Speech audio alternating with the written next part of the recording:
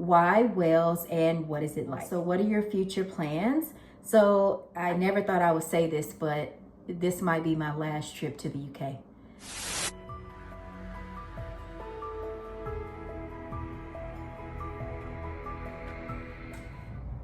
Hey everyone, welcome back to the channel. If you're new, my name is Macy. Hey guys, hey, what's up? How are you guys doing? Hope you all are doing well. So as you guys can tell down in the title of this video, today I am going to be doing a UK Q&A. So if you guys are interested in all I have to say, then just keep on watching. Okay everyone, hello, hi. If you are new, my name is Macy and I'm an American who has traveled to the UK. This will be my third consecutive year that I have been, blessed enough to travel there. And during that time, I have gotten some questions for you guys. Y'all want to know about costs, what the places are like. So I thought I would do this video. Welcome to my kitchen. So I've been trying to film in natural lighting. I don't know if you guys have noticed that or not. I have my kitchen window right here. So, all right, now let's go ahead and get started. So the first thing someone wanted to know is, what places do I recommend? Now, all of the places that I have visited when I went to the UK, I recommend. So I've been to South Wales, Central London, York, England, Manchester, Leeds, Doncaster, and all of those places were really cool. Now, London was very busy, and I have talked about that in previous videos. So if you're more wanting like the upbeat, live, young vibe, the really hot spot tourist attraction, London is your place. But if you want somewhere that is a little bit more calm, I would definitely recommend South Wales, because I haven't been to like North or West. Next up, someone wanted to know why Wales and what is it like, and whether or not the people are nice.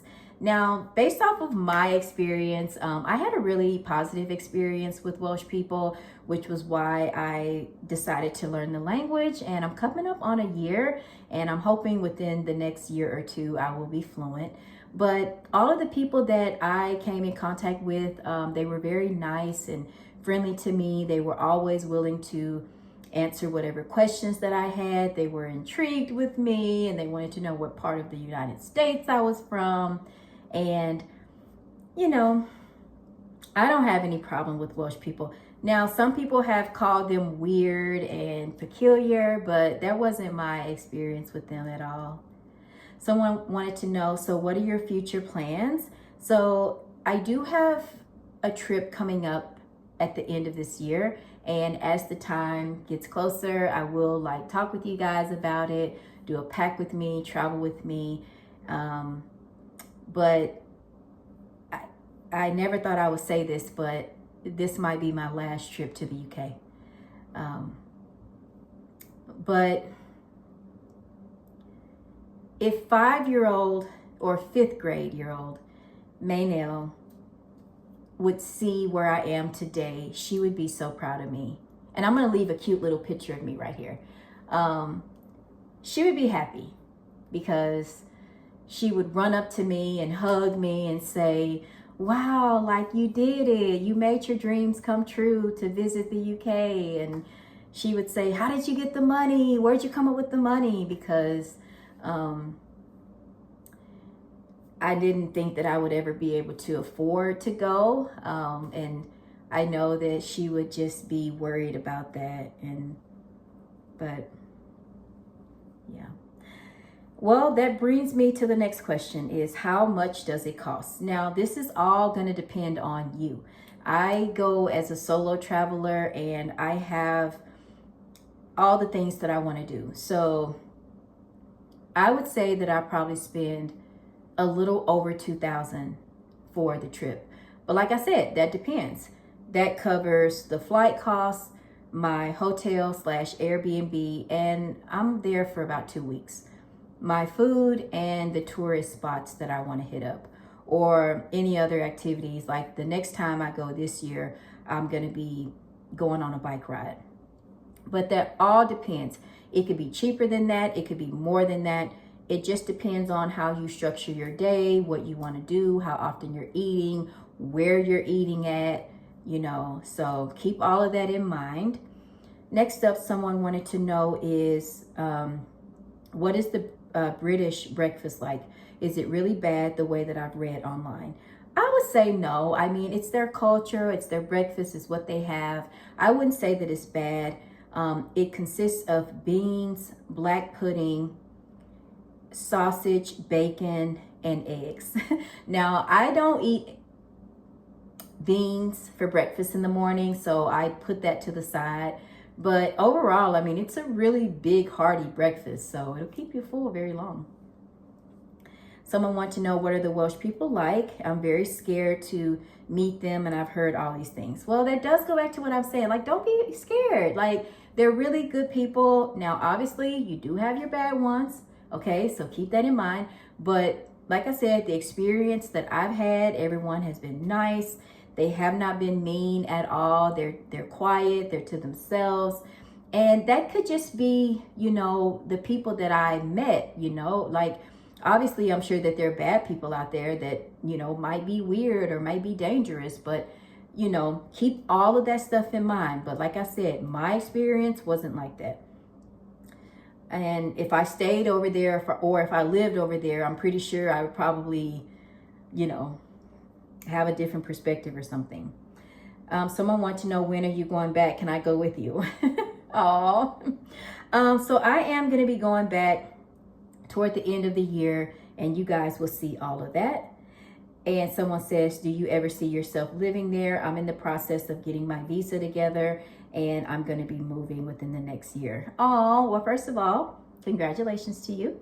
And second of all, I mean, why not? Like, I wouldn't mind living there for a year, just to immerse myself in the culture even more. I definitely feel like I would be so much farther along learning my Welsh than being here in America, because I would have like so many opportunities to be exposed to the language, and the people there would probably teach me and help me. So I would probably definitely go to Wales and just stay there and just really, learn all I can. So yeah. Someone says, can you talk about the trains? I'm getting ready to travel there, and I want to know your opinion on which one I should take. Now, that depends on you, okay? So as far as the buses, just know that if you do take the train, the biggest difference is time. So obviously, with you being on the train and no stops, and that train just scooting down, it's going to take way less time to get to your destination.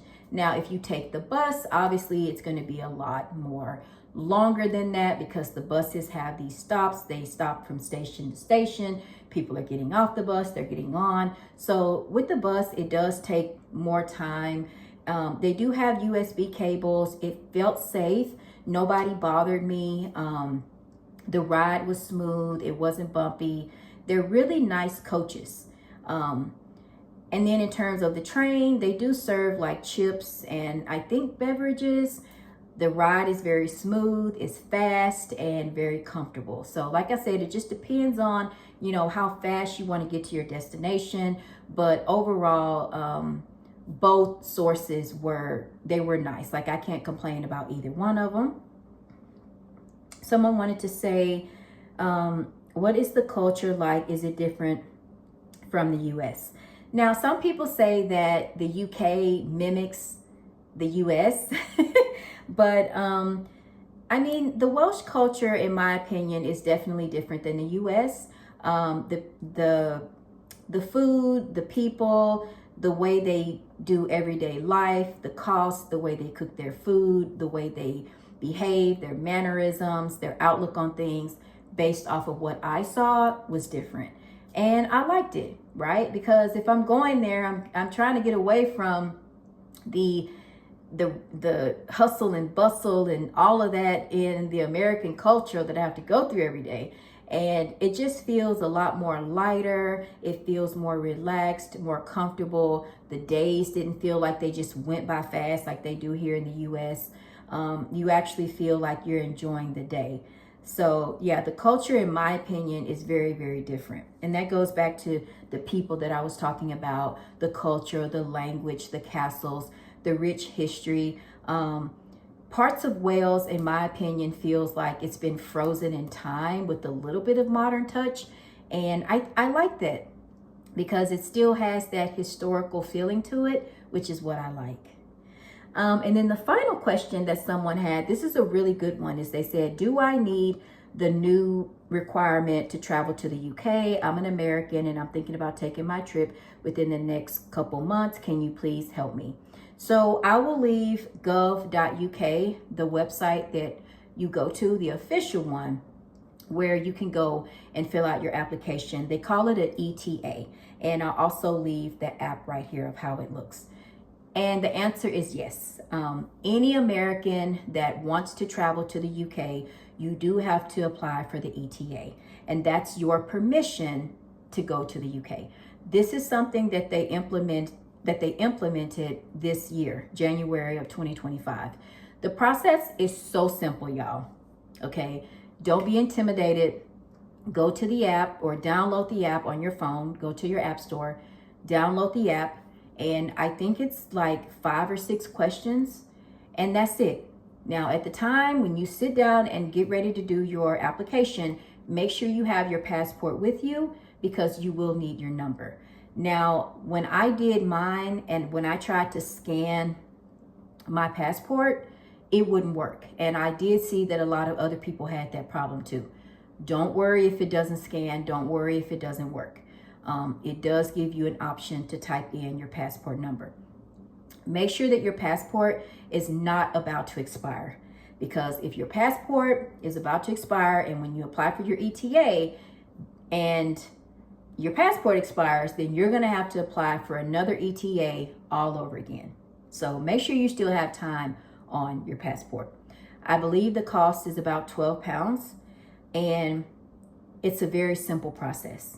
And you get approved, or you'll know something within 2 days. And you will need this even if you are traveling to another country. So say you're in America and you're traveling to Australia, but you have a layover in London, you'll still need to apply for your ETA.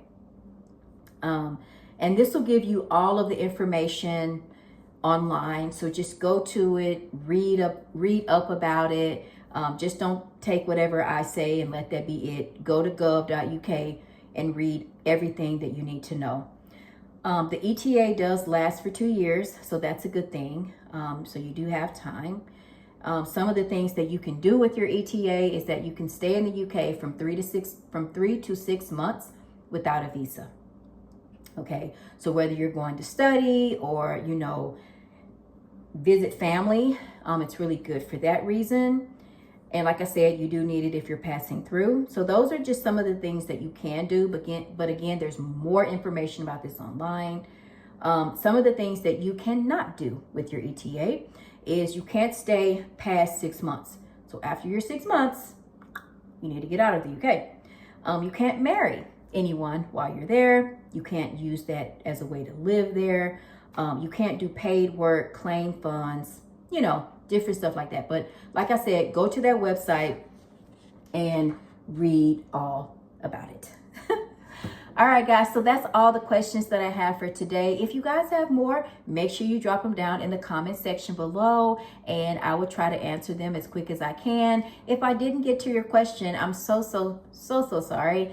Please leave it again, and I will definitely do a video specifically for you if I forgot your question, and we'll answer it for you. So thank you guys so much for watching this video, and I'll see you soon. Cheers.